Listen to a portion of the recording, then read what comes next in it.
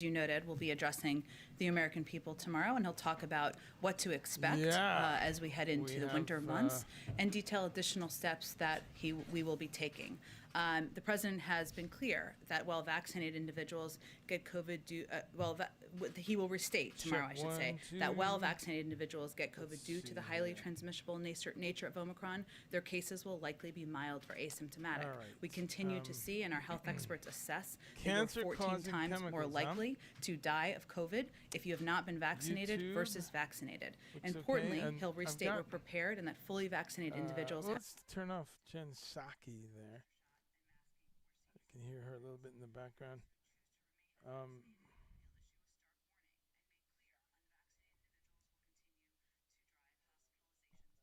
And let me bring my voice up. I always need to do that. Yeah, there we go. That's a little bit better. People on YouTube, how are you?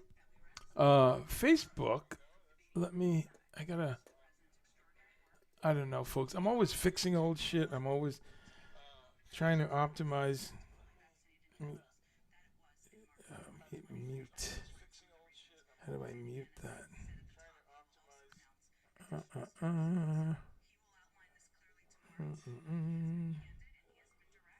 Mute. How do I shut this guy up? Okay, there we go. I got Jen Psaki. Hey, feedback. Wow. Hey.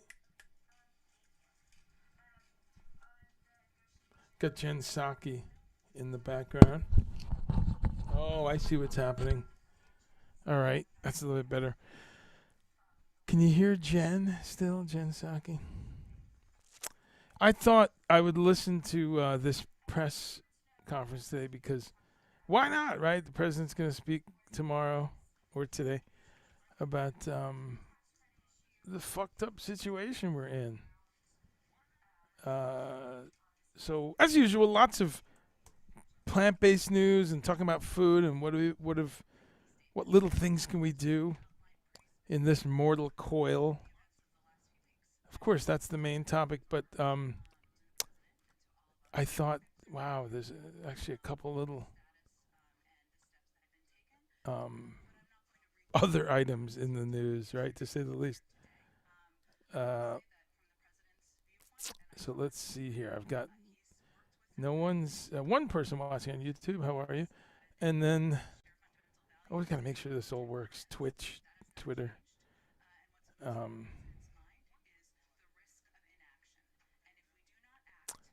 Let's go here on Facebook. Do do do do do do do do do do do do do.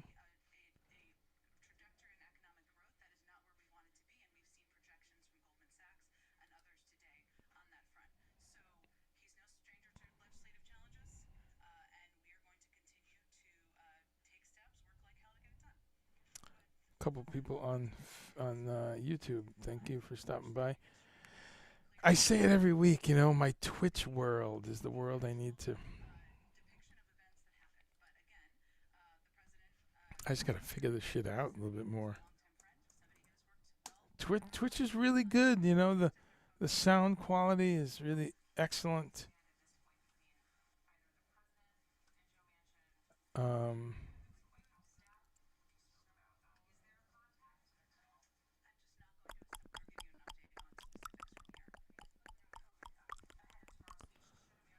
Yeah, Twitch. It just requires so many hours in the day. You've got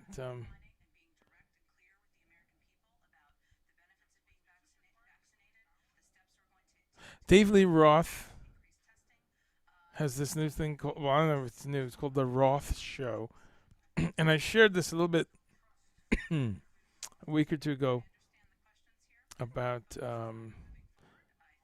this app that I have that I've been having a laugh with because it's Dave Lee Roth and it's his vocals from Running with the Devil. So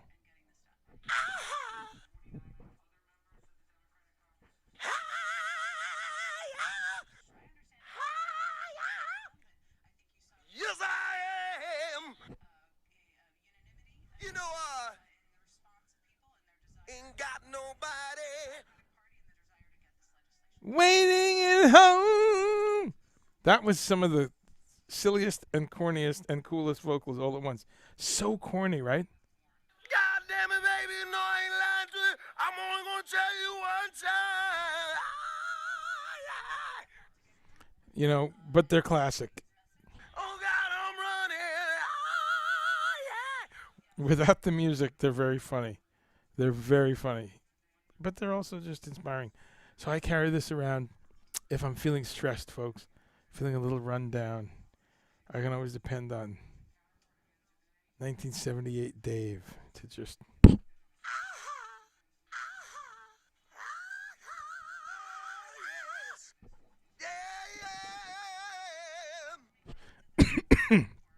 You know, the bong hits are coming back even from just hearing that.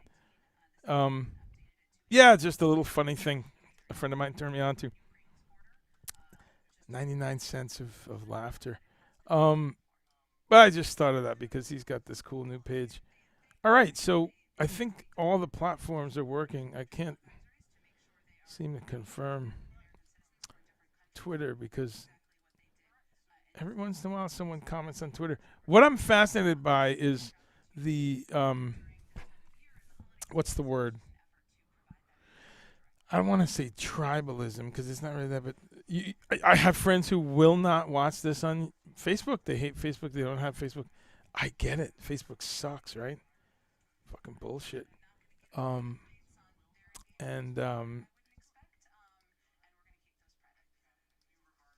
I have friends who only watch on YouTube because they don't like Twitter or Facebook. So, okay, good news. It's all working. All right. So how's everyone doing? Talk to me about holiday food for those of you who, if there's a stress because of family and stuff like that, or if there's questions, or if there's ideas. I've now done, I don't know, this is going to be like my 37th holiday time without the stress of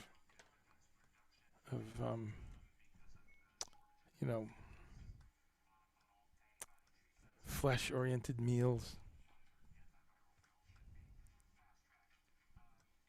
But yeah, so as usual, I got a couple things today. I've got a cool news story or two. Let me silence Jen Psaki. I don't know if you guys can hear her, but I'm listening to that I was listening to that in the background. But she's talking about expanding at-home testing and stuff like that. You know, why don't I start with that? Because usually I save that stuff maybe to the end. Or I'm going to crack open some kombucha. I like this. Synergy. I like any kombucha, but I really like this brand. It's got all the spirulina in it, which I should take some today. I've not been taking that religiously. You know, kombucha is really just tea, right? With some extra goodies in it. But ingredients: kombucha, which is kombucha culture. It's like the mushroom. Black tea, green tea, kiwi juice, huh? Klamath Valley, blue-green algae. So it's not even spirulina, right? That's a type of chlorella, I think. But also spirulina. Okay, spirulina, chlorella, and 100% love. These hippies, I tell you can't stop them. 100% love. Well, it doesn't hurt, right? But okay, but it's actually its own type of algae, the Klamath. I thought so. Klamath Valley blue-green algae. The Klamath Valley is a giant lake. I think it's Klamath Lake, and there's a valley, and it's up in Utah, Idaho, something like that. Maybe Oregon, somewhere in the Pacific Northwest. But and why do we call it the Pacific Northwest? Is there another one so that you don't get confused? Anyway, little tea here, a little caffeine. Sometimes these explode because they're so carbonated, but this one's okay. Very bubbly. Very carbonated, see?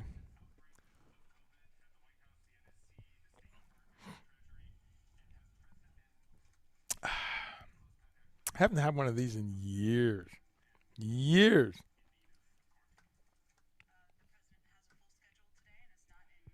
So as I said,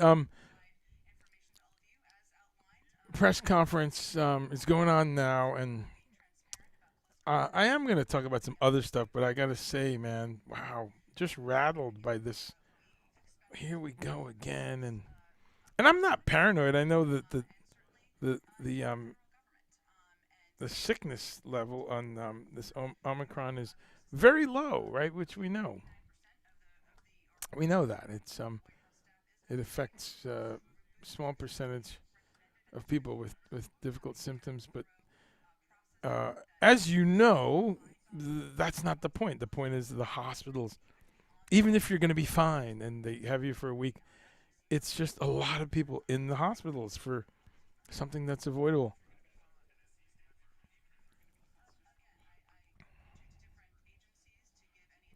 I had a friend pass away from cancer a couple days ago. What's today? Monday? Yeah, three days ago. And he had cancer, and he did well with it for a few years, and knocked it back, and then was it remission? Is that what it's called? Went into remission, and then just a couple months ago, I spoke to him, and the numbers were getting bad again. But he passed away. It's very sad, and I'll never know. None of us ever know, but having a medical system that's overstrained, that's overworked, you always have to wonder, was there a couple more hospital visits that somebody like that was not able to have because, some hospitals are filled up? And you've heard that. We've read this. People with diabetes, people with cancers, people with very important organ transplants, people with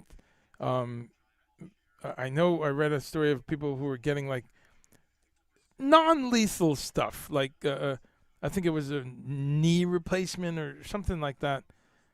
Somebody had a double knee replacement, I think, and that kept getting pushed. Okay, person's not going to die from that, but how horrible, right? To be working on being finally able to walk for a couple of years, and all that money and all that time and different therapy or whatever, and you're told, no, we've canceled all elective surgery.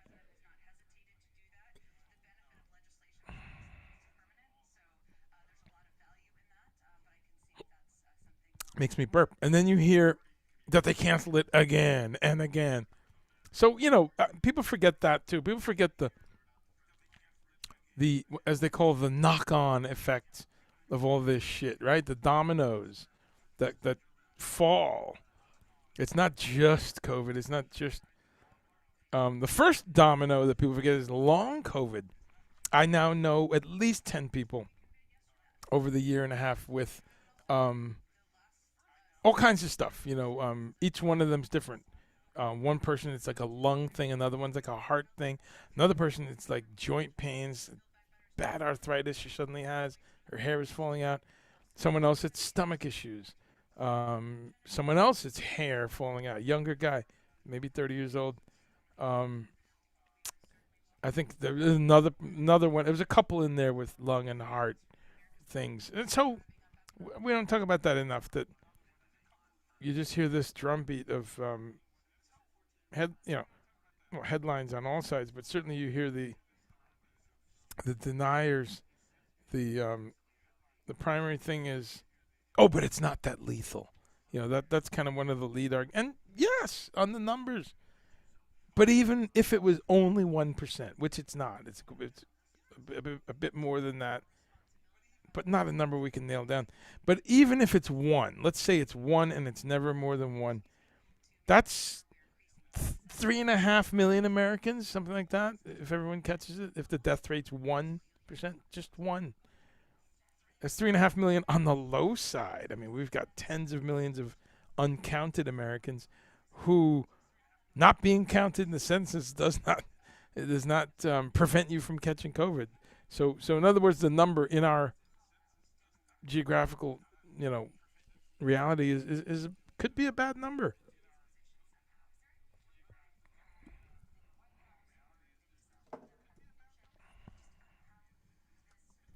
Just a drag. So, but I'm not going to spend a ton of time on that. Like I said, I just wanted to not bring it up because the shit is real. So I'm going to go to some really cool news that we have week by week that just reminds us that there's a lot of growth with natural food, and there's a lot of growth, which includes everything, not just the vegetarian direction. Of course, it includes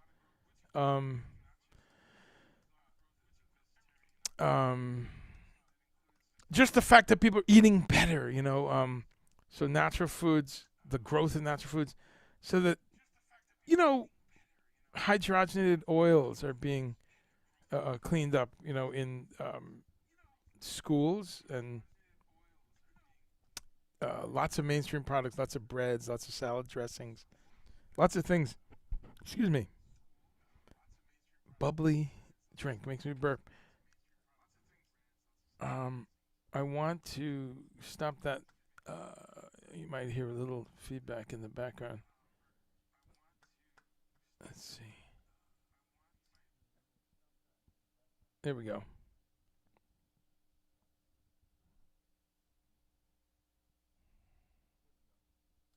Check. Check. Hey. Okay. Wow. Is that it's coming through my TV? I've got an old oh shit. I've got an old TV as a oh shit. I'm really screwing this up. I've got an old TV as a monitor, and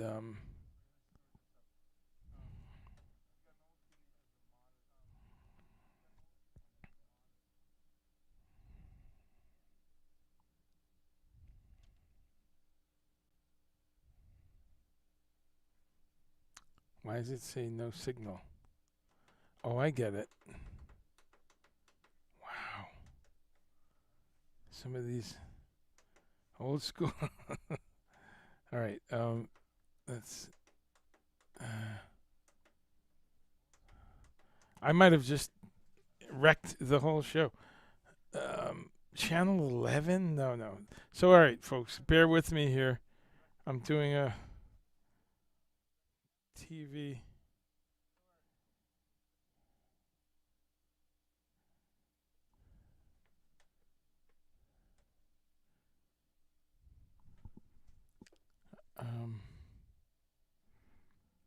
I thought I had a remote for this television.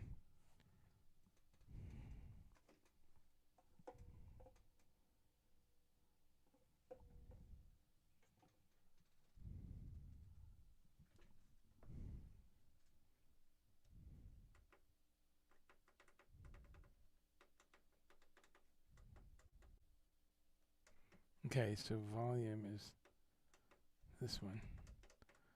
So that's what we want to do. Turn that down.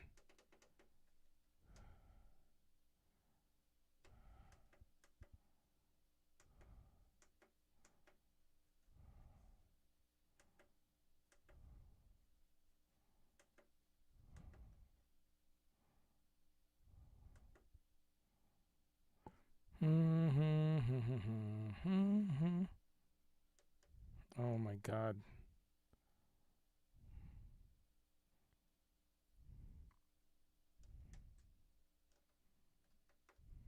Sorry, folks. Technical difficulties. If you are patiently waiting for me to say something relevant.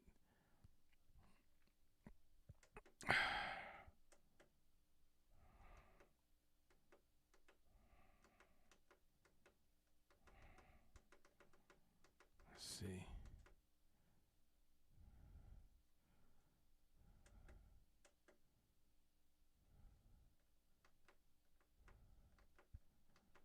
Settings. All right.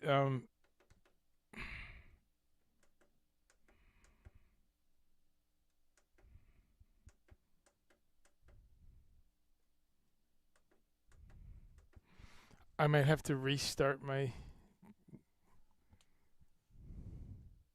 Oh, you know what's cool is well,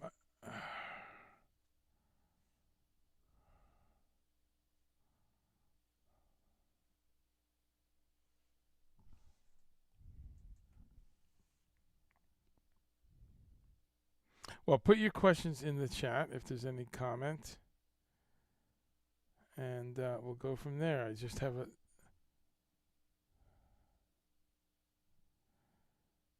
And we're hearing my delay. Interesting. It's bad enough that I say it once, right? Okay, as soon as I can see your comments, then I can fix that.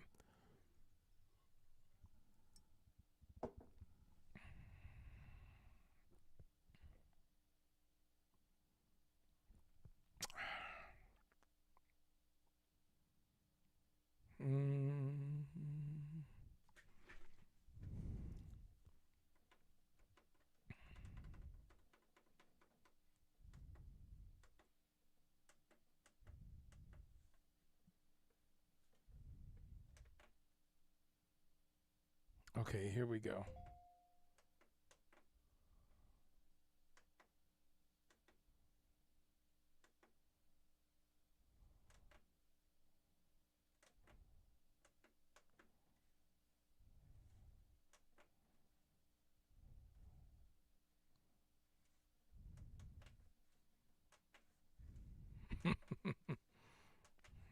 Nothing like an old TV when you don't have the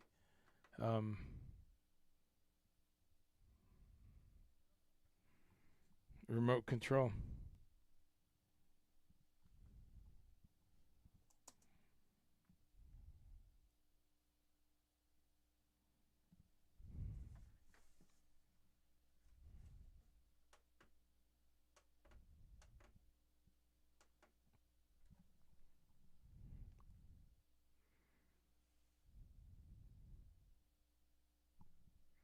Oh, good. Finally. There we go.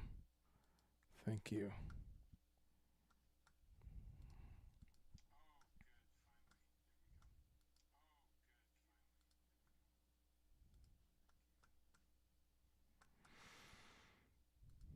Real technical bullshit today. All right. Chris Sheldon, thank you. And yes, Oregon. I remembered at the last minute before there.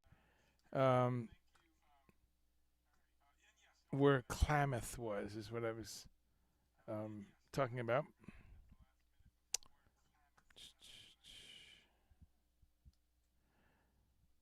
All right, got everything working now. And Everett, how are you? Sing a song. I didn't need to do that, fortunately.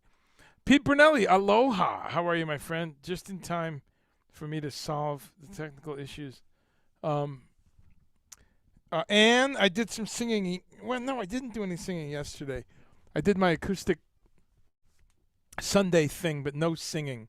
But maybe we'll play a little bit of that. But I do an acoustic thing every Sunday, folks. I just brought it back.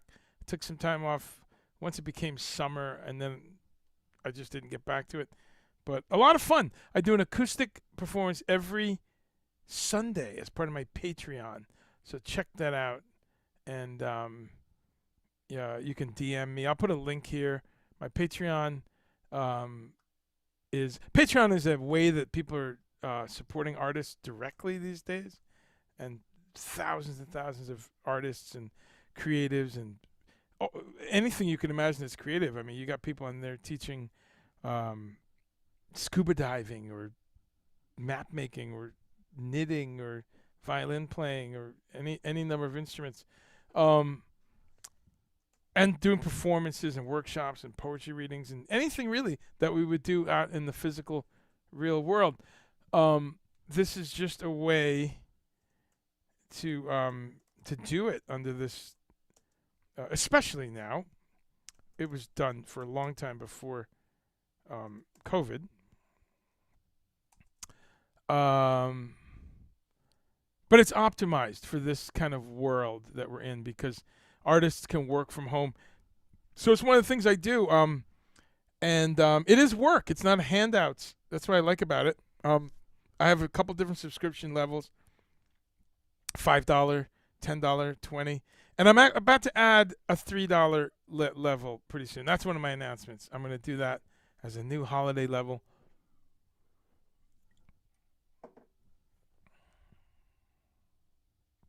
And that one, you just get the one performance once a week.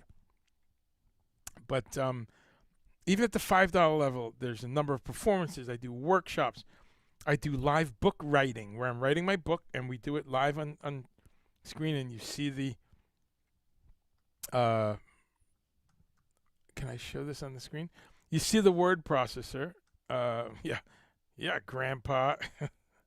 It's not a word processor. Well, you remember what those were. Oh, that's interesting.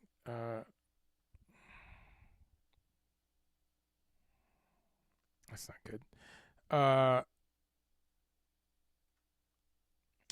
Anyway, it's a I use software, editing software. What is it called again? Pages, Apple Pages, and that's live on the screen while I write. So I do a few different things. 2 performances a week. One is electronics, very wide open there. I mean, it could be anything.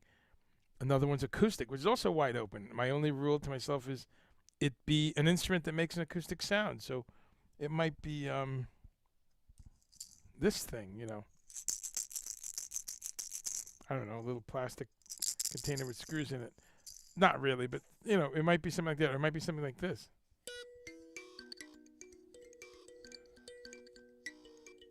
There's some Don Cherry.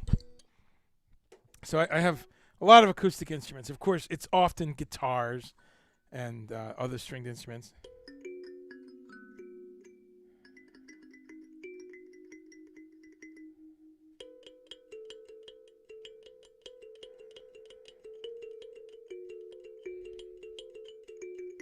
Could be anything. It's usually a bit more organized than that.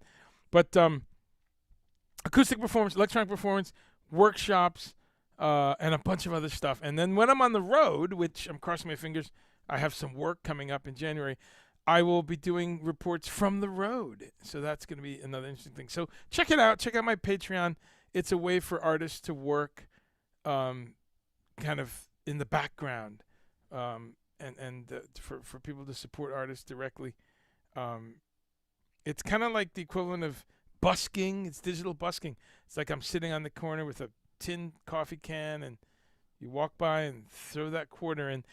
This is a way to throw it into a digital bucket and to throw it in there once a month. So, and have the busking be really 24/7, because with the access to the Patreon page, you can get in there anytime and look at anything that's happened in the past, any of the videos or chats or workshops.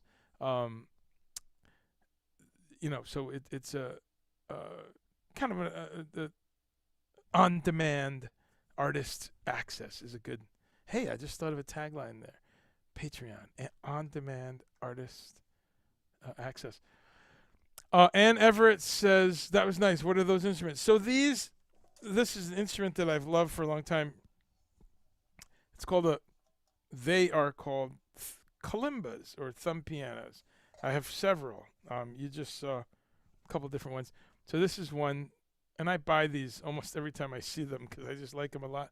I got another one I can't reach that someone made and put a Stratocaster and a double coil humbucker inside it. So it's got a plug. I plug it in like a guitar, but this one I like a lot. It's handmade somewhere in Africa. I couldn't tell you.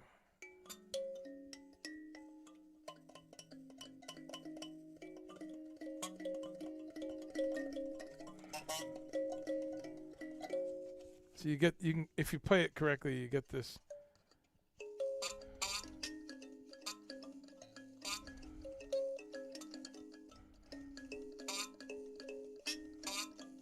A very, I don't know if you're hearing it well.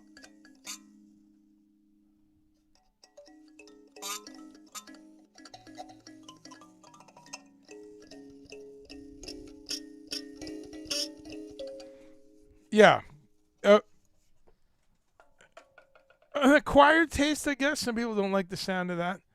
But this one's kind of a modern one by a company called Brand New Noise. You can see it's kind of just a tiny little thing and kind of machined, cut pieces of wood. But this puts you put a little 9-volt battery in and you can do this.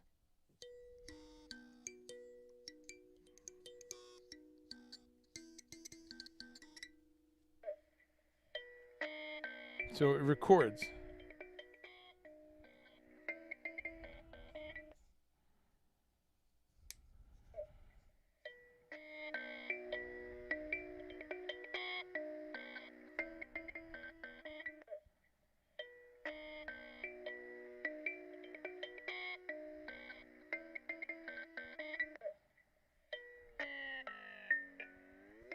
You can change the speed.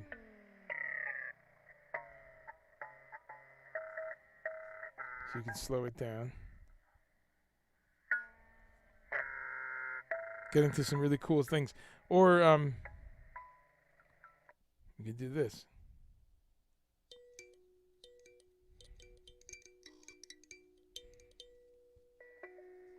Speed it up.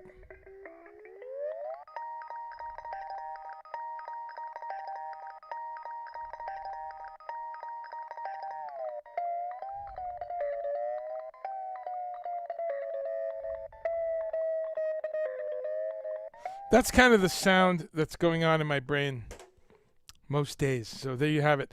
All right. Well, thanks for asking. So those are Kalimbas. There's hundreds of different types from different parts of the continent of Africa.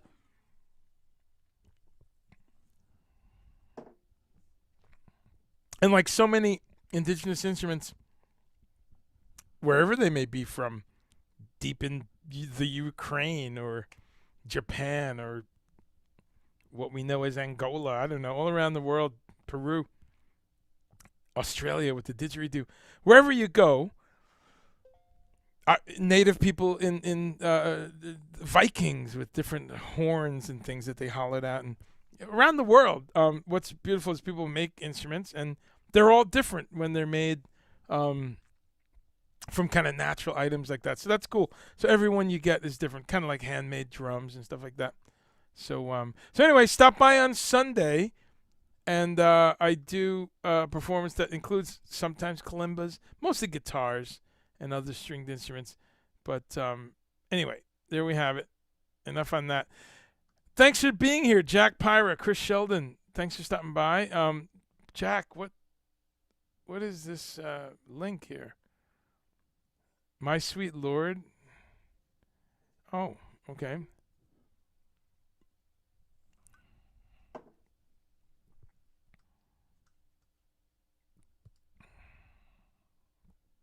George Harris. Oh, wow. It's what's her name from Saturday Night Live? I love her. And what's his name from Saturday Night Live? Fred Armisen. Wow. Well, that's cool. Thank you.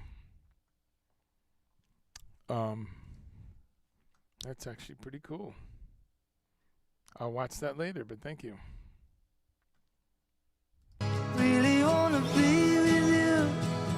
Fred Armisen and Really wanna see you, some Lord, people. but it takes so long, my Lord. Fred Armisen and My sweet Lord.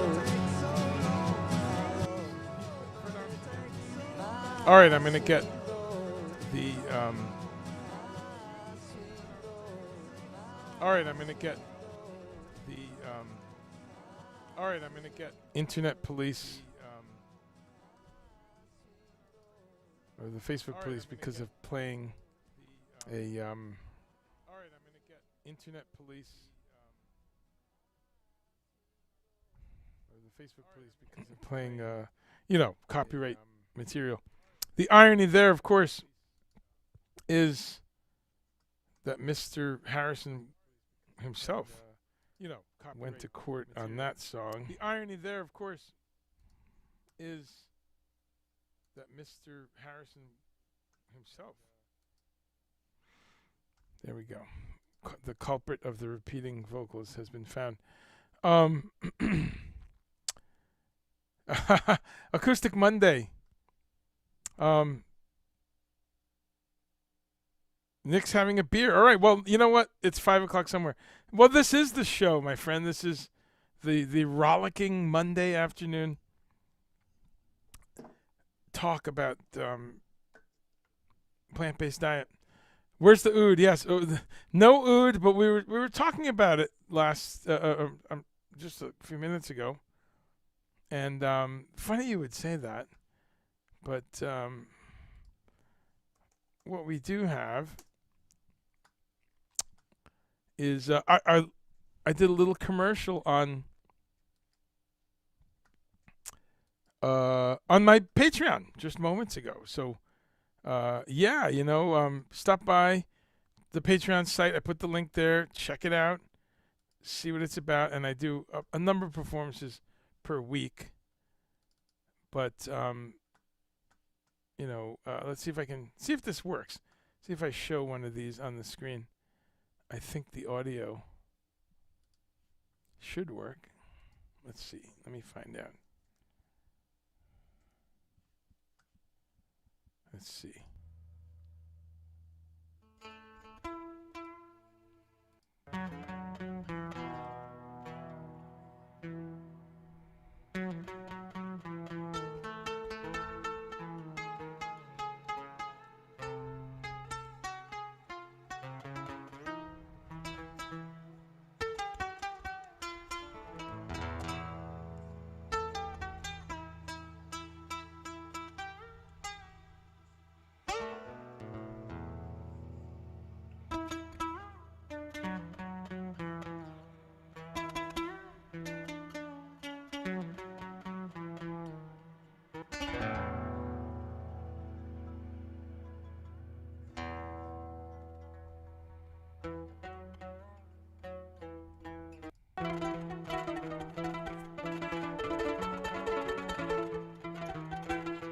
So the sound is a little wacky here, but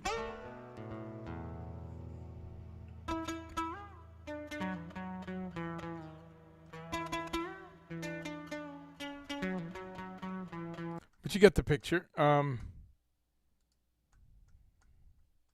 Yeah, just a rough video, kind of just experimenting. That's not even like a publicly posted video, but just to give an idea there. Oops. And I've got Nosferatu on the brain because of yesterday.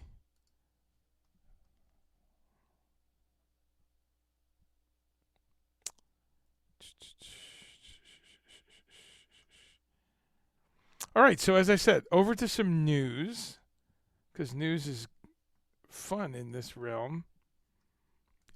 The realm of fun food. I really like this guy. The chef. He's a chef. Famous chef that is now adding plant-based stuff to his restaurant.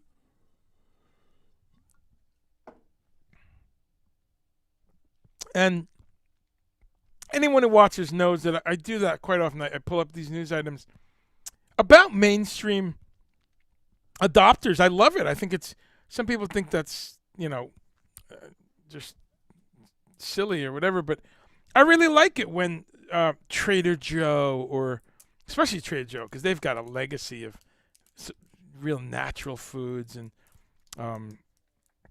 really authentically bringing international food to American markets, So Trader Joe kind of doesn't really need that much introduction there.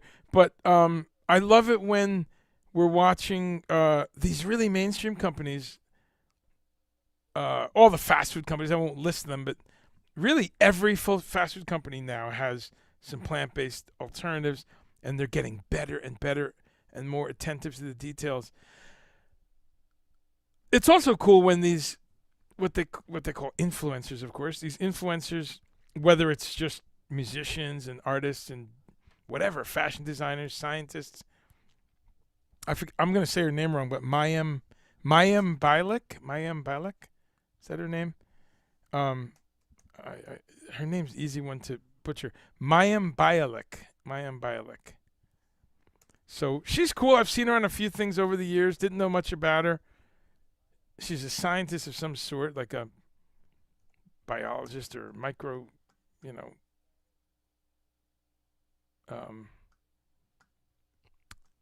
organic chemistry or microbiology, something like that. What is she? Oh, yeah, okay. She's a game show host. She was on the show Blossom, which I've heard of. She played a neuroscientist on the Big Bang Theory, blah, blah, blah. And then she's going to host Jeopardy. But she's also as I said, a scientist of some sort. Okay, Doctor of Philosophy in Neuroscience. She has a doctorate in neuroscience. Wow. Her dissertation was titled Hypothalamic Regulation in Relation to Maladaptive, Obsessive Compulsive, Affiliative, and Satiety.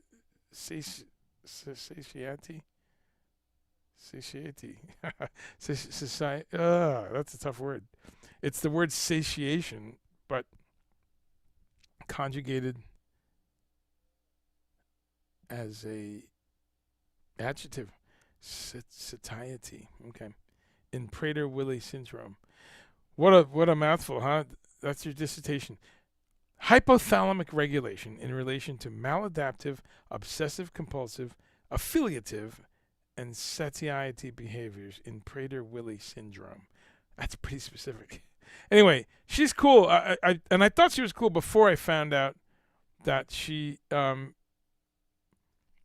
supporter of plant-based eating. She's a vegan, and she's also part of this organization called Shamayim.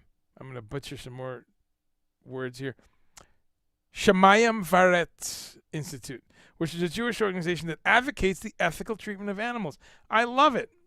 I love when people take their spirituality, take their religion, take religious ideas, which are a mixed bag, of course, right? Depending on how you apply them. And I've always said some of them are beautiful ideas. The best example is, one good example is Jimmy Carter, right? Yeah, when people talk about Southern Baptists, talk about Christians, it's a blanket statement in either direction. They're certainly not all good, and they're certainly not all bad. But I like when there's that Jimmy Carter vibe, where somebody is clearly putting their ass on the line for these beliefs, where he's swinging a hammer, man. He's making sure that he is living. I don't think he's making sure. He's just naturally, actually dedicated to helping other people and to those words that are always in these religious books about helping and compassion and humble, usage of your time. So I always applaud that. And years ago, I read a book called, I think I'm still not finished with that book. Now that I picture it, I read half of it maybe, but it's called, I forget. But I remember the guy's name, Rin Berry, and it's a book about all the big religions and what they have to say about protecting animals and not being cruel to animals, and varying agreements on varying discussions on animals having souls or not, things like that. Great book, and it looked at, of course, Christianity, Judaism, Hinduism, well known for interfacing a lot with vegetarian ideas. It looked at Buddhism. It looked at Islam. It looked at a number of other religions with one common thing, like, hey, what do these sacred books, what do these holy texts, as it were, have written in them about animals and vegetarian? So it's a really great book because it showed how, again, deep in most of the spiritual practices is something about compassion and not killing and anti-violence and non-violence. So anyway, just applauding this young woman, and I'd love to learn more about her views on this. So I know she's had some controversy too.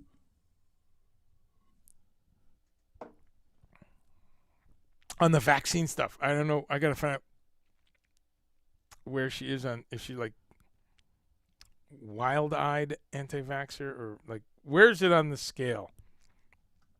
No matter where it is, stay the fuck home if you're not going to get a shot.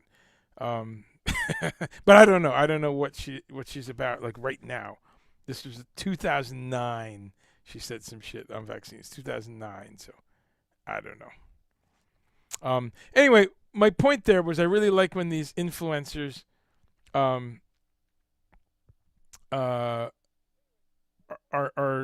being a positive influence, right? Whether it's getting people to exercise and eat better and quit smoking, whatever, right? I just think, like it or not, these folks have an impact on society. So we might as well encourage when it's a good one. So there's this guy Gordon Ramsay, who I watch his show, and I liked him anyway. We watched this one show he does. Oh, did I injure my tongue? I did not. Did it look like it? I guess it looked like it. We love this show he has where he comes to your restaurant. He comes to a restaurant that's failing, and the goal is, can Gordon help you with your failing restaurant? And sometimes he can't. Sometimes it's too fucked up. And excuse me. Mad Lab Z, how are you? Yes, he's an awesome chef, incredible chef, incredibly knowledgeable. And so I like the show, and I love cooking shows, all kinds, and all through the years, and even ones that are not plant-based. Sometimes I mean, if they're doing like some really, to me, nauseating situation with huge cutting up an animal or something, or it's big, lamb chops or something, I choose not to watch it. But I mean, yeah, I watch all of these cooking competition shows and cooking shows. There's always something to be learned. And like I said, I don't care if they're doing, on one level, I don't care if they're doing animal-based stuff, as long as, like I said, I'm not staring at absolute carnage. But Gordon Ramsay, the show is great because there's a number of things that you get from this one show from him. It seems unstaged. It seems pretty natural. Having owned and co-owned and run a business, having worked in other businesses, having worked in restaurants, I'm always happy to say I'll do whatever it takes to pay the bills, man. I always have since I'm a teenager. Cut lawns, deliver pizzas, babysit, worked in a power plant, data entry. But in terms of restaurants specifically, I've been a waiter in a number of restaurants. I was a busboy at a Hilton or some stupid mainstream hotel. I would work every Sunday for the buffet, and I was a busboy. That was a gross job, man, and you saw some fucked up shit. But, I'll do whatever it takes. But these jobs teach you because you see the belly of the beast, right? You see how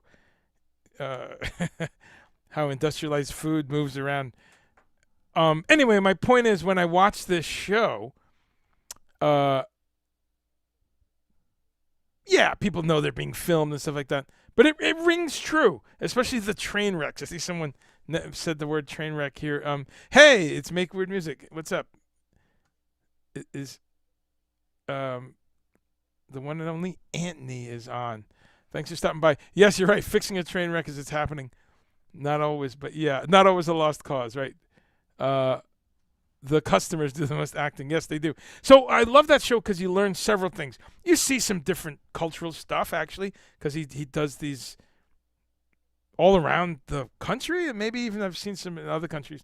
So you get some different types of food. You get to see Indian restaurants, Italian restaurants, Americana. I remember one was like a New Orleans style, like gumbo and shrimp and all that. There are burger joints. There's pizzerias. You name it. Different cuisines. So that's interesting. And quite cross-cultural. I mean, I remember one with a stubborn Jamaican mom, and her son was I think she was a doctor, and the restaurant was next door, and she was super stubborn, which is an attribute. And I'll probably get in trouble for saying this, but everyone from the Caribbean knows it. Jamaican people, bless them, they're very stubborn. I'll leave it at that. I'm not even going to split any further than that. But this woman was tough, Jamaican woman. And, it's actually a compliment to the Jamaicans. And I have Jamaican relatives. I've lived in Jamaica a number of times. Love it. Really miss it. But the Jamaicans are,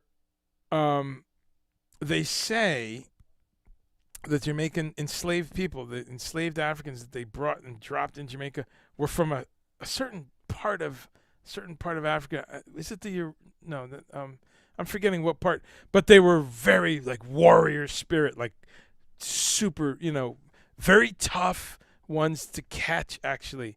And I know there's, if you look these stories up, the part of Africa that they got them was like, wow, if you can get these folks, holy shit.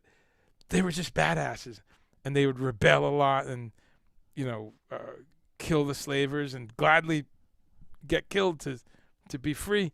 So that's the legend of Jamaica, and the Maroons are the escaped enslaved people in that got away during slavery and kind of established their own little areas in Jamaica, and were often,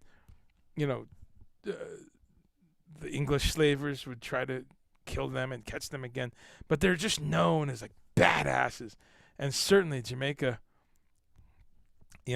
so those are the kind of little things. Again, watching Gordon Ramsay, which, believe it or not, still talking about him, you get to see that because he spends all this time with these people, and you see this woman. She is so Jamaican. She's so stubborn in a good way. Again, she's got her plan. She's incredibly accomplished in what she did, but the show is about you admitting that, yeah, your place is horrible, man. You don't have the hygiene. You're not planning right. You're pricing things wrong. There's too much on the menu, or there's too little. You're not catering to this taste or that. So really great show because you get into all these different sides and angles. So that's one area I watch him, and I think I've watched a bunch of his like masterclass type things, his YouTubes. Wonderful creative chef. I'm setting this up to just say that's why it's important that he and many other important chefs, because this is really a revolution. Chef after chef after chef after chef is doing what he's doing, which is put more plant-based food on your in your menu, in your choices. And Gordon always gently poked fun at vegans, vegetarians. He would roll his eyes and he'd say, that's not real, or just kind of. It was never poisonous, so it was like I didn't mind seeing him do it, but it was usually a little uninformed. Because one of the things, and one of the reasons I do this show, is to break the cliche, the paradigm that people have that it is boring, or it's suddenly you're going to be eating cold slabs of tofu and celery sticks and kind of, wilted lettuce and a baked potato with nothing on it. Where do people get these bizarre caricatures, but it's out there, and I'm gonna be one of the people that continues to break that down. So he kind of had a little snarky thing like that, like, vegan, I like flavor.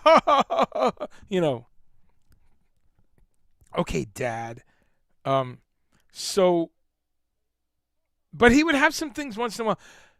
He very famously, a couple years ago, put a vegan I'll show a picture because it's in the article. He put a vegan item on his menu in England, his very famous restaurant that you got to wait to get seats. But he put a vegan entree, and he kind of said, wow, you never thought you'd hear this from me, but we've been working on some things, and I got this wonderful menu item. And he also did a aubergine dish, which is eggplant, and he did a pizza on his also in his restaurant. And I really love that because that's sometimes what a lot of people need to see to really take it seriously, you know? Quote unquote foodies, you know, just people who are, it's out of their comfort zone. But then someone like Gordon Ramsay puts it on the menu. They go, they trust it and they try. And we roll our eyes because there's been amazing gourmet Michelin 5 level vegan chefs and cooks for decades, centuries, really. But whatever it takes. So he did this a number of items on his menu, and they had incredible success. There's lots of stories there's some great interviews you can look up with him talking about this. And to his credit, he rolled with it and said, you know what? I've got some learning to do. And he really dove in and started, and then he did a cauliflower steak kind of a thing where you take just a head of cauliflower, which cauliflower, of course, is one of the rock stars lately of mainstream. I mean, anyone that eats vegetables always ate them. But you can do some brilliant stuff with cauliflower. What's great about cauliflower, too, is it fits into some of the things people are looking for currently. It's a cruciferous vegetable. So it's in that family of kale and broccoli and, you know, chard and things like that. Dandelion greens is probably overlapping with that. Cabbages, more like things like cabbages and kohlrabi and Brussels sprouts. All excellent, incredible vegetables for you.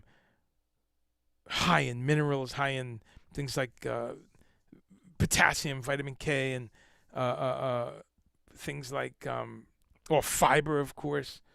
Vitamin C, a lot of those cabbage, a lot of vitamin C in those. And they're all very low carb and, again, very good dietary fiber. So all those vegetables have had like a rock star moment happening. But cauliflower is incredible because you can do so much with it. Riced cauliflower is popular right now, which means just running it through a grinder of some sort so it's tiny little bits like grains of rice. You steam that up and use it like rice, and it's really hard to tell the difference, you know, when it's done right, if it's in a dish of some sort. So he did this thing where he sliced cauliflower and did a beautiful marinade and broiled it, and it's delicious. I mean, you know, soaks up all the spices and garlic and brine that he might have used on it. So I applaud him because he's doing more and more of that, culminating in this article I'm going to show. Let's go to some comments. Nick says, all right, that explains it, Nick. Yes, when I was pronouncing the dissertation title. Yes. Customers do the most acting. You want flavor? Try Ethiopian food. Yes, I love Ethiopian food. I have some Ethiopian blood, apparently. Even if I didn't, I think I'd love it. I love it, though. Injera and just the different flavors. I would say, though, flavor, and I'm just going to encapsulate kind of your couple comments in a row. Vegan food can be amazing. Many vegans are picky as they're ignorant of flavor spices. Only thing I would push back on that is say many people are picky, right? I think vegans end up carrying that cross a lot more. It's very funny because as soon as you're picky as a vegetarian, that gets tacked on. Yet we all know people who eat flesh. I've got dozens, scores of friends, colleagues, people I've worked with who will only eat this exact piece of chicken. Like it has to be a breast, but it can't be more than that big, and it has to be done, and there can't be any mayo, and if there's any black pepper in so pickiness is pickiness, right? It's all kinds of people can be picky. but I think it sticks out more with vegans because they're already weird in some societies. You know what I'm saying? So there's like a magnifying glass. Having said that, yeah, I think that's kind of general to say vegans are ignorant of flavors, spices. I think there's a bunch of Venn diagrams there. That's what I'll say. Are you talking about American vegans? Because I know vegans that are in Turkey. I got vegan friends in Germany and in England. Definitely lots of Caribbean vegan friends. So depends what you mean. There's tons of vegans in India. They're not ignorant of spices. So I'm not disagreeing with you. I just want to superimpose a Venn diagram, bunch of circles there. So you have vegan, but then are we talking American? Americans in general are a high percentage can be kind of conservative on flavors and spices, but we're a massively heterogeneous society. So, but a lot of great points there, and some of my favorite points. And the other thing I'm big on lately is reminding people how many things really are vegan. I'm trying to encapsulate an overall point that this happened in a conversation the other day. A guy, I was shopping, and he was shopping for a vegan. So he had all this stuff in his cart, and we had a quick conversation. We just happened to be at the same fridge looking at something, and I said something. I said, oh, you should try this. And he goes, I'm not vegan. Like, I'm shopping for someone. But the conversation we had, his thing was, I don't eat vegan food. And I said, wow, so you don't like apples? He goes, well, yeah. I go, well, those are vegan. The definition means not from an animal. And he goes, oh, okay. So I find that interesting. I think we have a lot of work to do there, that people think vegan means the stuff in the weird shelf at the, or the stuff my cousin eats, where really it's the majority of edible stuff, really, in most menus.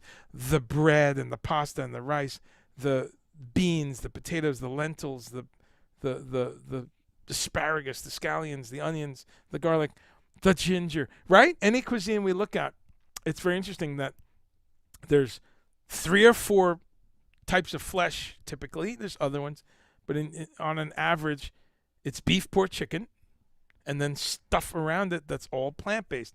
So I'm trying to articulate a way to have people maybe look at the sum total of food in kind of, American society is where I start, and kind of say, oh, I like blueberries, I like mangoes. Oh, those are vegan. I get this. I like a salad on the side of that. So I'm eating vegan food with my steak. If I can get people to kind of think about that, I think we make some steps. The other thing that I'm trying to articulate is around this idea of restrictions. And I've been thinking about this when I've thought about this for years. But right now I'm focusing in on a way to communicate about this. I went on a tour, as many of you know, about 2 months ago. What is it? What the fuck date is it?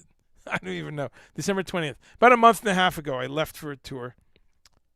It was November 2nd to the 20th. But before I went, I was asked, do you have any dietary restrictions? And I said, I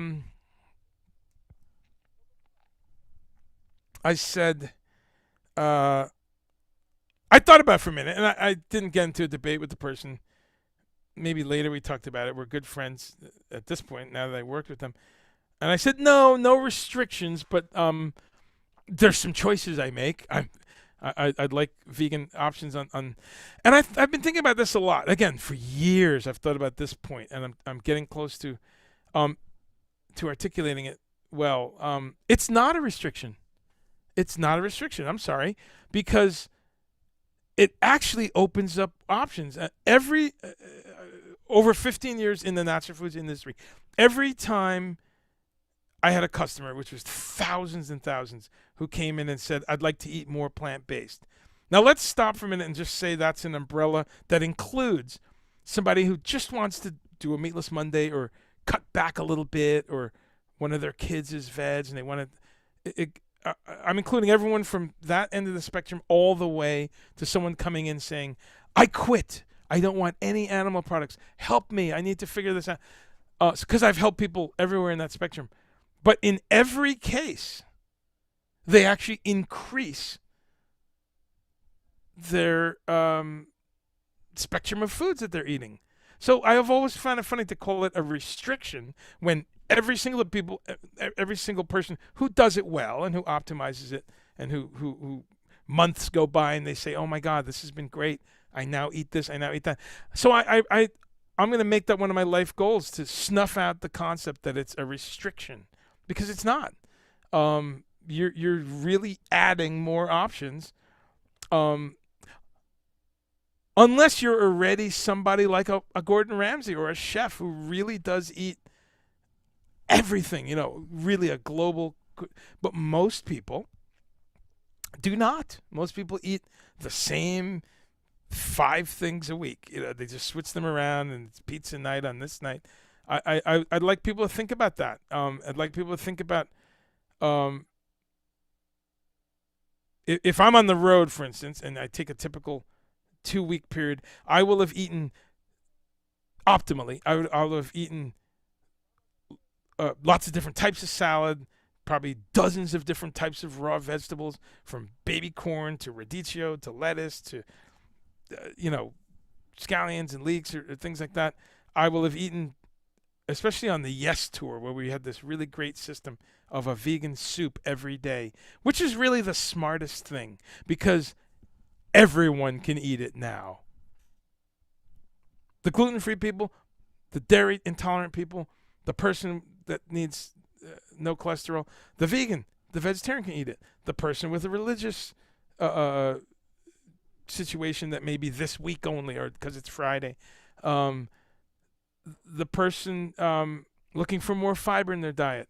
And just whoever. Like, who doesn't like a nice lentil soup or a split pea soup or something? So a vegan soup every day was one of the more brilliant things I saw on a tour. Not once in years and years and years did I ever hear someone come in, what's for soup today? Mostly English. And say, oh, there's no meat in it. No. You want some hot soup, you have it. So there's all these things that I think we around the concept of plant-based that I think we still have a lot of communication to do. So let's going back to some responses. Vegans are inherently pickier. I open for discussion, my friend. I'd love to have a discussion with you. And you're saying to be vegan is inherently exclude major food groups. That's only because we put those names on those food groups. I don't eat a food group, but here I am. So it's clearly not a crucial food group, is it? See, we got to break that chain. That's the USDA who made that pyramid and said bread, milk, meat, vegetable, corn, starch. Well, corn's not one, but starchy stuff. And I'm just riffing there. I forget the actual pieces in that pyramid. And they have changed, actually, over the years. It's a topic I remember reading a lot about. And the big lobbying groups, like the dairy industry and the beef industry, fought for years to make their block bigger or closer to the top, things like that. So is it a food group? Sure, we call it that. But it's certainly completely unnecessary for human life. Again, I'm here to smash paradigms, and one of you know what we really have to have is different groups of nutrients. That's what we need.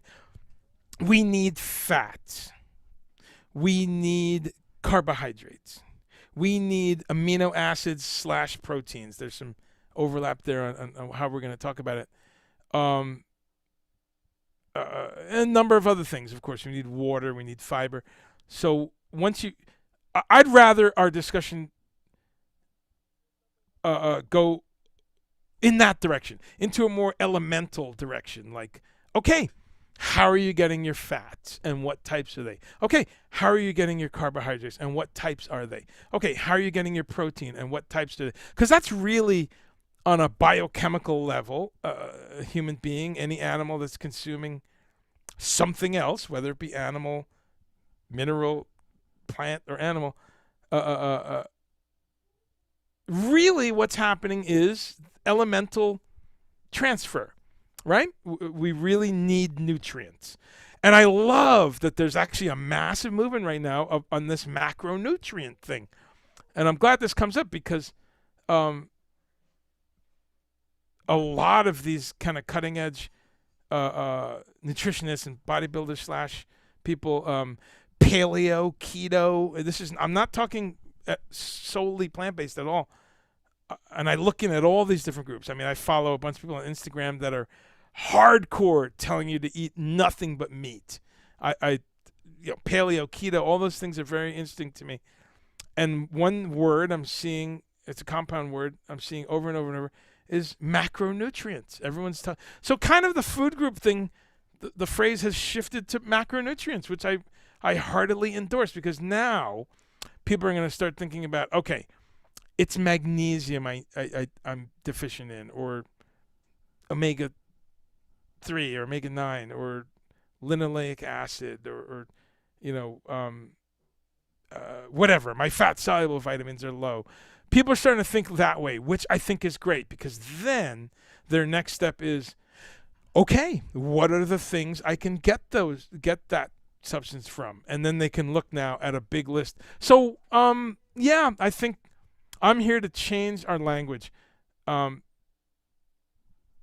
disagree that there's anything picky about that. That's any more than somebody. I mean, come on, really? You have kids.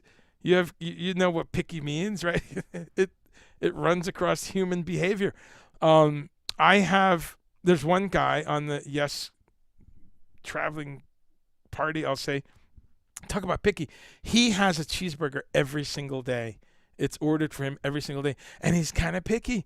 I've seen him come and complain about it's not quite done. I forget if he's medium rare or whatever, but picky, and will only eat a cheeseburger every day.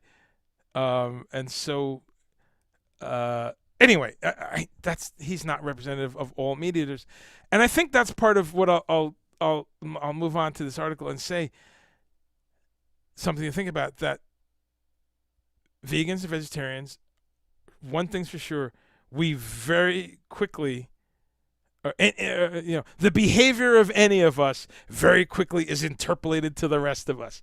I think that's one of the most interesting things. And when that's done for other attributes of human beings, it's called prejudice, right?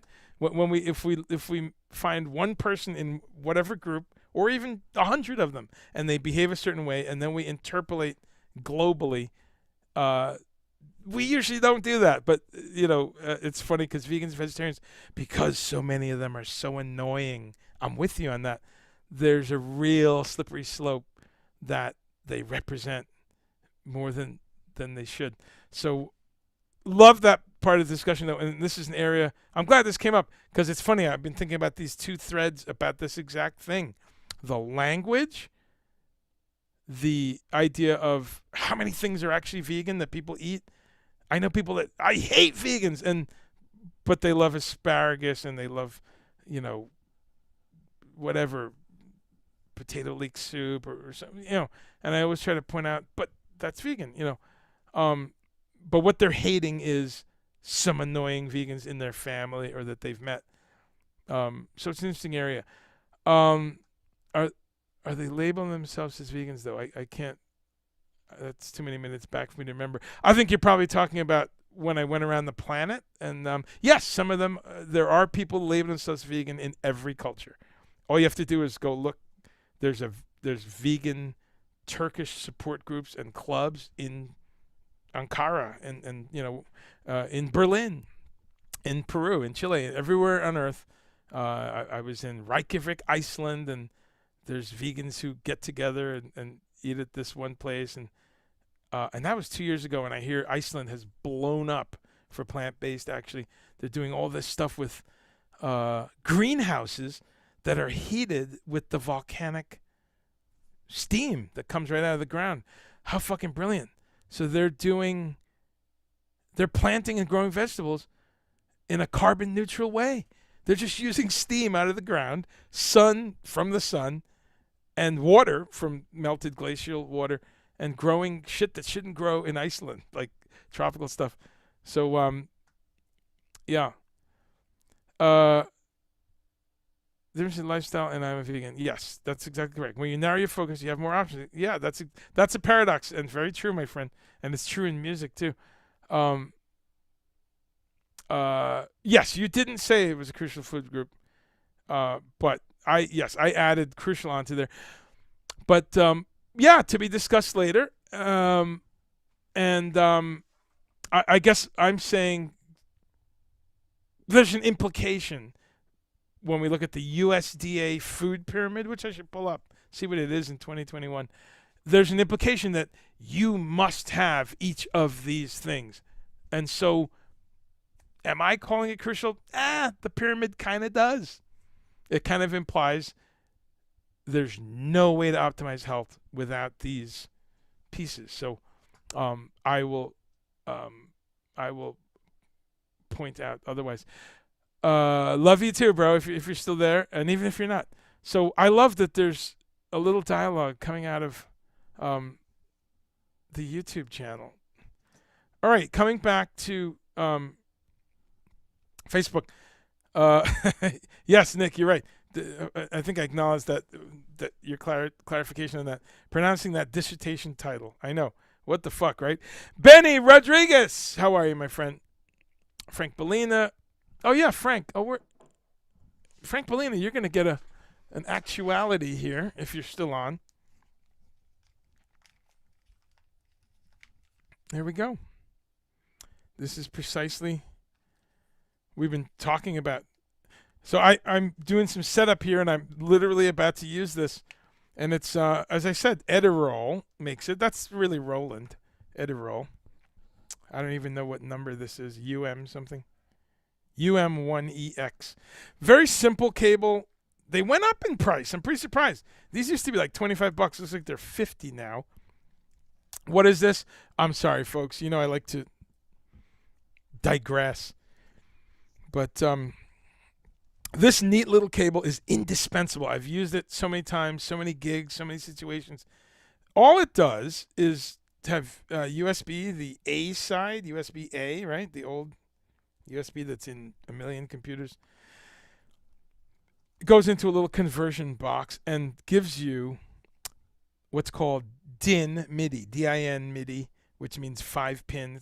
DIN is a 5-pin protocol, and it gives you an in and an out MIDI. That's it.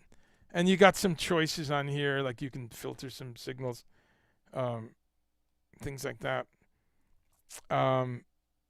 Really great, though, because what it lets you do is hook up older stuff from 1983 on that has only this type of connection.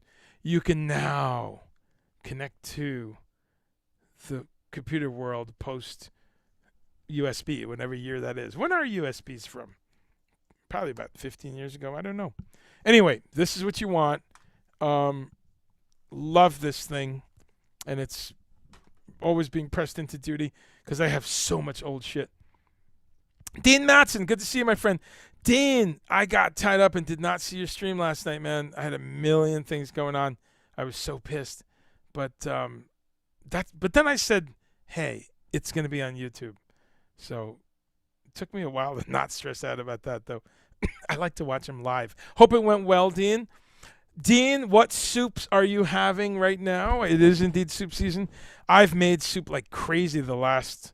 Actually, I'm not going to make soup today because I've made so much soup the last 2 weeks. Had some really good, fun soups. Starting around Thanksgiving, we did a pho. I've been told that's the proper way to pronounce it. Pho? With a little lilt.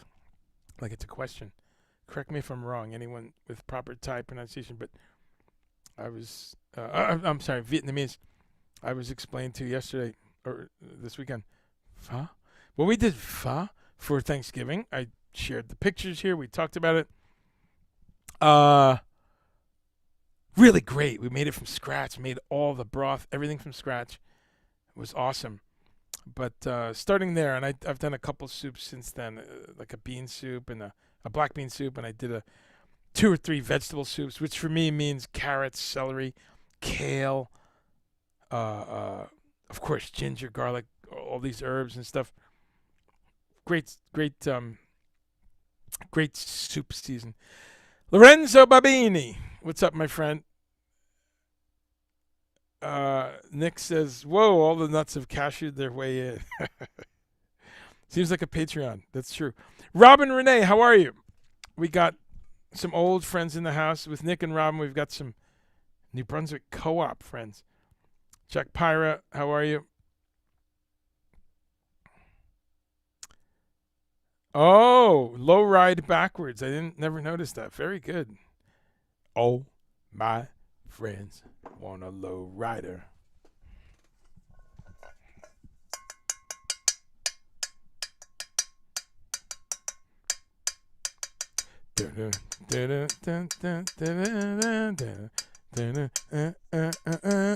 Oh, my friends. I don't actually know the the rhythmic figure there.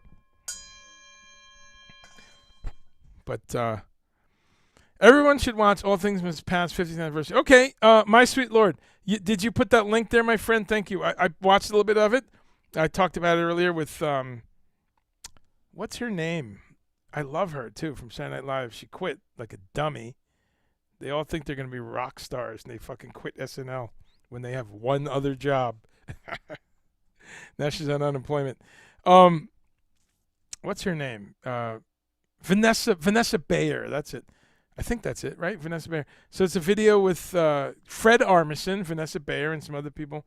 My Sweet Lord, otherwise known as He's So Fine.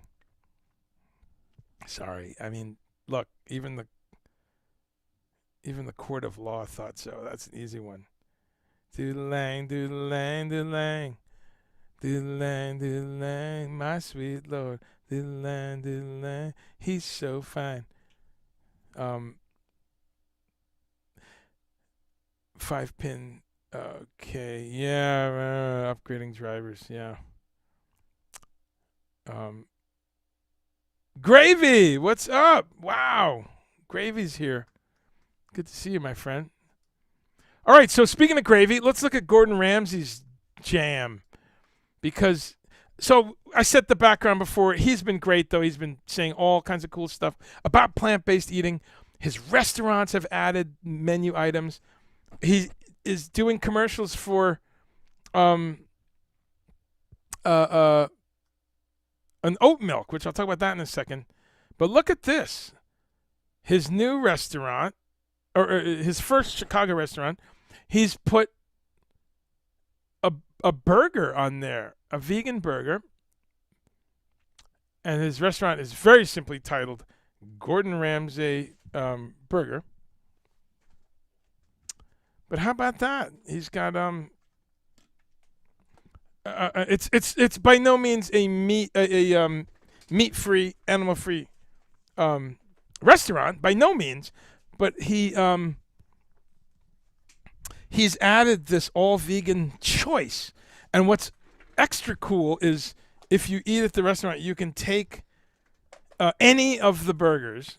You know, there's 8 different burgers, and you can sub the vegan patty into any of the other 8 burgers. And I looked at them real quick, and you can imagine there's a blue cheese burger, and there's one that's like a, barbecue type thing, or another one, some other meat like bison or something. But they have different types of buns and different types of, accoutrement on there. But he's just saying, hey, you can replace any one of those. So this is what he did 3 years ago. He tweeted, this is his, what the hell is this one? He did it's his Sunday roast. There's a bit of his Sunday roast using beets and all kinds of stuff. And people were amazed he did this in his restaurant in London. And then he also did the charred aubergine pizza in his Gordon Ramsay Street Pizza Restaurant. So basically, his business model is to name the restaurant his name and the food. It's like calling movie phone. If you know the name of the food, please press 1. If you know the name of the chef, please press 2 now. You have selected Gordon Ramsay Street Pizza. Please enter your postal code. So he does this thing, but he's going crazy, man. He's got he's got a full vegan menu at his restaurant, which he renamed Bread Street Kitchen. Pumpkin soup with truffle oil, superfood salad, risotto with wild mushrooms, eggplant pizza, a selection of desserts from chocolate avocado mousse to banana-based ice cream. Incredible, you know? Now, in England, I've talked about this, they do a thing called the Sunday roast. And I've spent quite a bit of time in England, and I've got family there, and my sister lived there for 15 years. Been there a lot, and been there on a lot of Sundays. And my sister is plant-based also, so we went to some cool places. A tradition in England is on Sunday you have the roast, and you go to your mum's and have the roast there, or you go to your local, which is your local pub, and most places have a roast that's going on. It's usually beef. As time has went on, it could be chickens or Cornish hens or, you know, little lighter fare. I'm sure there's places that do a roast fish. You know, people are conscious of you know, having some options. But the vegan roast, the vegetarian roast, is very easy to get, and most places have a choice. And vegan food, vegetarian food in England in general has blown up about 30 years ago when they had Mad Cow. Was a real blow-up moment for kind of options for you know, people looking for flesh-free food. So he did a roast, and that jackass Piers Morgan attacked him and said, you know, what are you doing? That's not authentic, you know. And I loved it. He stood up and he said, where is it? He said, go fuck yourself and stop hating vegans. He said to Piers Morgan. I love it. Look at that.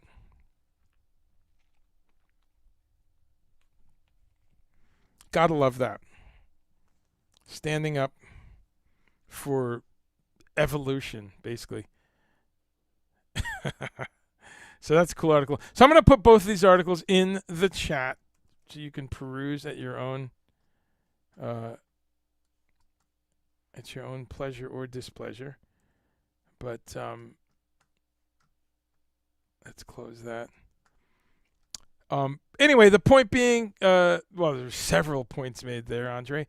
But one of the big points is that in his new restaurant, he's doing the just a great new, apparently delicious by all the reviews, burger that you can you know, you can use that same patty and put it in different ones. So let's see, Gordon Ramsay.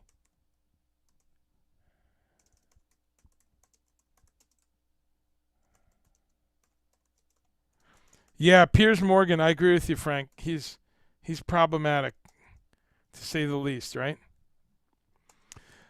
All right. Well, thank you all for participating. I'm trying to keep these sane. I'm hitting the 90-minute mark, and I'm gonna wrap just in a few minutes. It's saner for me. It's probably saner for you.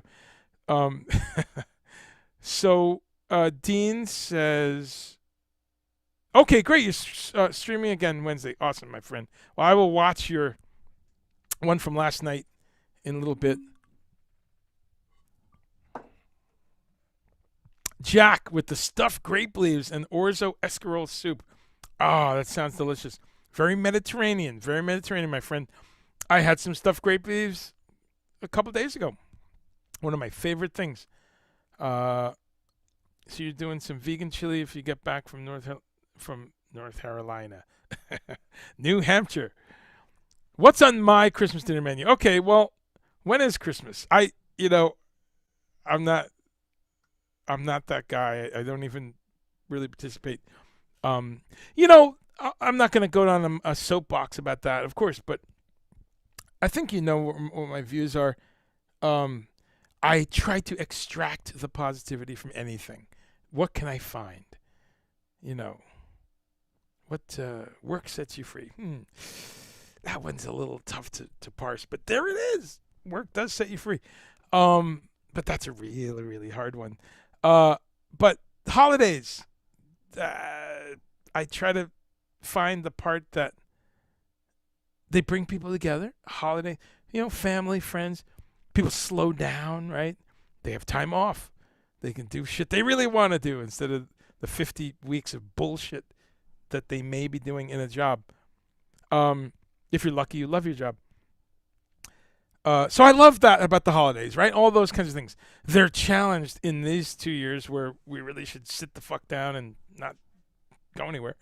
No, I think it's beautiful memories. Like anyone, like some people don't have beautiful memories of their childhood with holidays, but it's great, It collided at some point with my careful negotiation of the consumerist nightmare that we're in. And many years ago, I asked all my friends, please don't buy me anything. Nothing. Zero. I want no presents. Nothing. I don't. A few years ago, I saw this idea from someone else, and I said, you can buy me an experience. Tickets, a subscription over here. Someone got me a masterclass subscription a year or two ago. Yeah, great. Because there's no packaging, that's just me. I'm not judging anyone else who is into the physical gifting thing. I just don't have much more room for it. I will take musical equipment or, a gift certificate to Sweetwater, something like that. But anyway, so that's a long way of saying I don't really do any Christmas. So that means there's really no special Christmas meal. There's no kind of... That said, yes, just to be in solidarity with other family members and people around the world that I'm related to that are doing Christmas. It's probably going to be kale, at least, because we get our fresh kale every Friday. I think this week it's going to be on Wednesday. Some greens. I'm on a soup roll, and I've been trying to get around to a lentil soup. So maybe I'll make that the special thing for this weekend. So there's my answer. Lentil soup, a salad, some greens. Maybe we'll roast something. I'm doing a lot of roasting. But, yeah, there's no company and no traveling and no special shit. What's on your Christmas menu? Let me know, Kevin. I applaud people getting the positive side out of these holidays. Rock over to Mum's. See your mum. See the family. Different things. But again, that's tough this year, right? Especially if your parents have compromised health and things. What a time to be traveling, right? So, what is anyone else having? Butternut squash for soup. Okay, that's awesome. Very cool. Yeah. So anyway, so that was it on Gordon Ramsay. I think I covered his situation there. I wanted to put a couple links. I put the one of the Piers Morgan fight. I'm going to put one that's also... I like putting these links here because what I'm discovering too is people watch this the next day or later on, or a week later, actually. Sometimes Facebook informs me of a comment weeks after the show. So that's another reason I want to make them shorter, because then they're a little more digestible if someone's watching in a month. So Gordon Ramsay, new vegan burger on menu. That's another article that's quite interesting. And then the final one, I thought this was cool. Yeah, he did a commercial for Silk oat milk. I thought that was great. He really he said, I cook with this. I use it as a milk substitute. He's using it in all kinds of things, gravies, sweet and savory recipes, and he's got some kids that are vegan or vegetarian. So, like so many people his generation, that's often what it takes, right? Family member or someone that you're around. So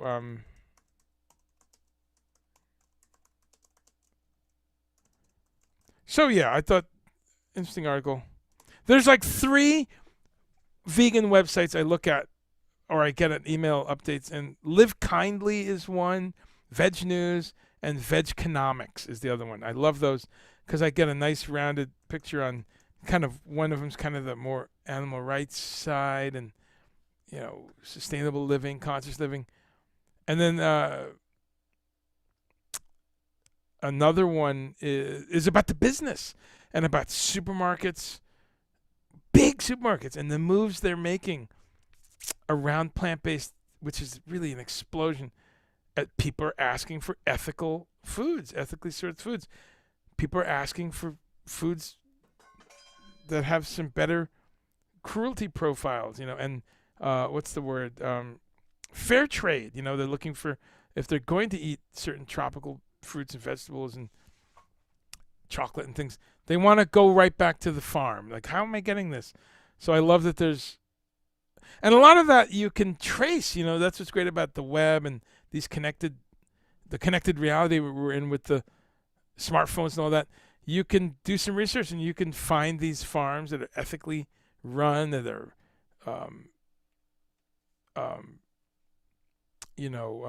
fair trade, fair paid folks. So this is a booming business. So anyway, Vegconomics is cool because it reports on what's happening in some of these business levels, and it reports on some things with a lot of influencers. For instance, Billie Eilish, who's she's not always been vegan. I think she went pescatarian for a little while recently, but whatever, that's fantastic. She speaks out a lot about healthy diet, plant-based diet, and like it or not, young people that listen to her, and I think she's got a wide range of fans. I'm a fan. I'm 56. I think she's amazing. I think one of the best things I've seen this week was her Saturday Night Live from last week. Wow. Holy shit. So again, if she's talking about a lifestyle, like it or not, because I know some people get so wigged out about this. I'm not saying that it's great that people look at movie stars, rock stars, designers, and scrutinize their habits and maybe say, well, I want to try that. I'm not saying it's good or bad. I'm saying it's a reality and has been from time immemorial. If you're a religious person and we're coming up to the potential birthday of this guy, he was an influencer, right? Wasn't Jesus an influencer? Every story, the documented stories in Roman documents, historical documents, that this person actually existed. Whether or not they were the son of an imaginary bearded deity is another thing, but deity. But he was an influencer. Clearly, he influenced most of all these 12 apostles, and then influenced these other people who became his followers, and influenced so many that the Romans got nervous. And he influenced in the same way that modern people are. And I'm not comparing Jesus to Billie Eilish. God, that's the next thing someone will say. The Beatles are bigger than Jesus. No, just that influencing is just a thing that happens, and humans do. So I'm going to, in the modern era, look at people who influence others to do positive stuff. Pick up an instrument. Wow. Start exercising. Wow. Start doing some yoga. Read more books. Study American history properly. Whatever it is, there's positive influences. So I love that she's so popular and talking about vegan diet. Jay-Z is another one. Love Jay-Z's music. Love his production. Love what he's all about. I mean, wow, the businesses he's started, Grammy winning, just monster. But he's also put a ton of money into plant-based diet and plant-based companies. He and Beyonce are, I'd say, vegan adjacent. Seems like they're vegan part of the year. Sometimes they do it as a cleanse. Sometimes they do it in the summer. But they love it, and they talk about it all the time. You can find stuff all over the place. And he's got a meal planning company with Beyonce, and he's poured seemingly millions into encouraging access to healthy foods for kids, access to healthy foods for economically disadvantaged people, all kinds of things he's into. Some of these urban gardens where you can take abandoned lots and grow healthy, good food. So really great guy, Jay-Z, in this area, giving back. And he's put some money into Impossible Foods and 4 or 5 other. I think he literally has like some people that look for applications because he's supported some one of these vegan cheese companies, Oatly, right, the oat milk company, on and on and on. There's about 20 companies. So I'm just really excited that this stuff has results, because in as much as we live in a capitalist country, we buy products, we buy things, we buy foods, we buy expendables called food. And I love that there's these new choices happening, So I'm not sure if Chance the Rapper is indeed a vegan, but has an ice cream named after him from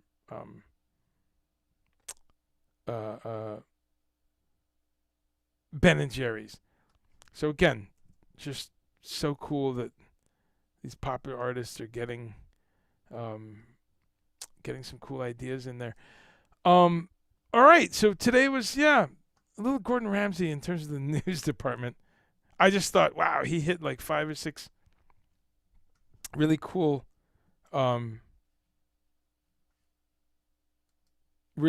marks with his recent stuff that he's been doing. Awesome. Well, hey, thanks for stopping by.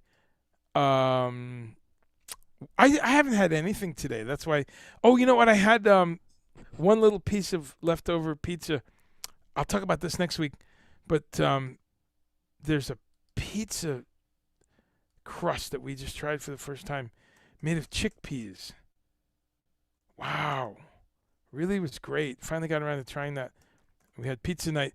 I got to say, folks, spectacular. I've had many different types of not wheat crust, and I have a wheat crust once in a while, but I love if it's a good alternative. I've had 25 years ago, there was a really wonderful rice-based crust that was really good and chewy. I've had all kinds, gluten-free. That's easy right now in 2021. Many choices. And some of them are good, some of them not so good. Some of them are okay. Some of them are not vegan. Many of them use eggs. I thought this was really great. This Banza is the company. And we had some, obviously they make their pizza with the cheese on it, it looks like. And it's regular, or it's milk-based cheese. But they do all these, there's a veggie, roasted veggie. What else do they have? Okay, interesting. Mac and cheese and stuff. So we just had where is it? Plain crust. There we go. I would highly recommend this, folks. Really was good. And my pizza background is I lived in New York, so I know New York pizza, and I ate dairy for many years that I was vegetarian, so I know what ground zero pizza is like. I also grew up in Chicago, so I know that style of pizza. So I just know really good pizza, and I've had good pizza in a lot of places besides those. But what's great about this crust is the crust maintains a nice kind of a chewy consistency, but just crisp on the floor of the crust and the bottom of the crust, yet kind of chewy. The rim of the pizza gets crispy and crunchy before the rest of the pizza, which is really an absolute requirement. So really excited about how chickpea flour responds as a base for your crust. We overcooked these a little bit. It was fine. And I have a picture somewhere. It was fine, but I could see with cooking it a little differently, it would come out even better, and it was really good already. So we did a nice olive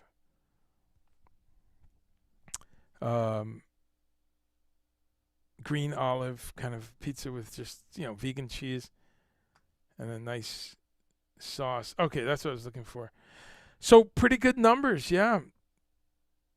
In a slice, 1/8, 4 grams of protein, 22 carbs, 0 cholesterol, of course, very low fat, very low saturated fat. But there's a little fat in there because it's a bean. And then they just have some hints there.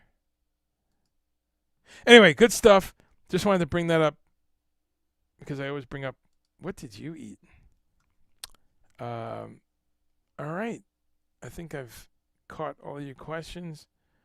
One quick glance at YouTube. Okay, no one's there. Great. And on Facebook. La la la la la. La la la la la. Okay, there are some comments. Peter Jackson? Oh, okay, what's that? I'll have to check that out. I don't know what that is, Frank. Christmas menu, okay, gonna be potatoes and onions cooked together. Yum. We usually bake them together. They're amazing. But any way you cook potatoes and onions together is good. Turnip and mustard greens. Psh, awesome. Cornbread and tea. I love it. That's a nice menu. Scott had pizza last night. Thank you, Ann, for that. That sounds great. Ann, are you baking those potatoes and onions? Let me know, because I'm a fan of both vegetables. But a super fan of them baked together. Wow. All vegan pizza. Steph made vegan sausage, cheese, tomatoes, avocado, artichoke. Sounds delicious, man. This Bonza that I just put up, Scott, I thought about Chicago because it leans a little more Chicago than New York. The crust is a little thicker in a wonderful way, in a chewy, nice, thicker way. Not quite Chicago thickness, not quite deep dish. Maybe it's kind of like Cleveland, kind of right in between. But really good. The Bonza pasta, I have not tried that yet. I've not tried that, so I'll test it, though, because I love... What's the brand we use? There's one we use that's incredible. They do a spaghetti that is edamame and spirulina. Wow, really great spaghetti, long noodles.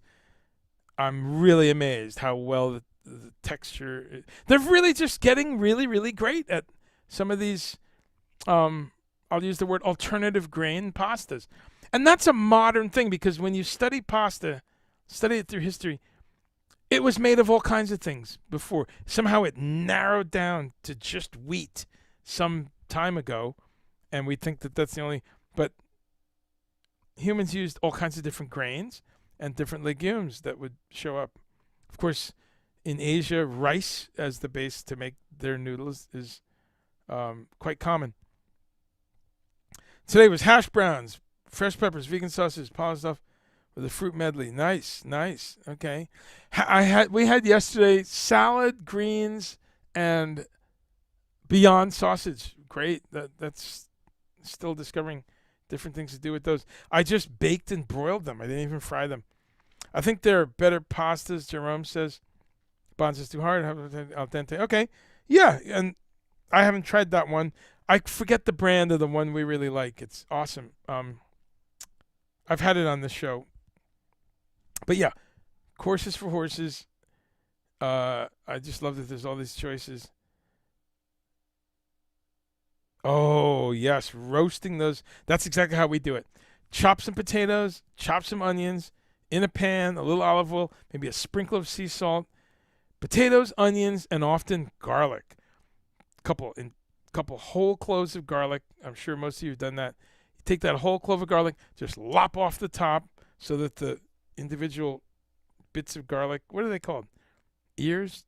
Cobs? No, I don't know. What is each individual? I don't know. Niblets? It's not like corn. But you cut it and then just put a little olive oil and roast it all. And those garlic will roast into buttery, soft, spreadable little nuggets. But I love it. Potatoes and onions together. Yes, the renowned Cleveland pizza crust, my friend. All right.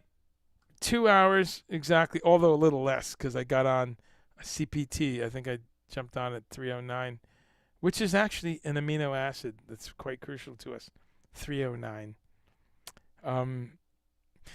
Always a pleasure, folks. Thanks for energizing my day with some great questions, great comments, and a little push here and there, which I love. That's what I really love because that makes me think. All right.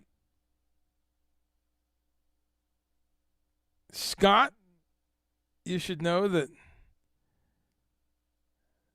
well, I'll just text you, but the plant-based meal that I'm about to have is from Chicago.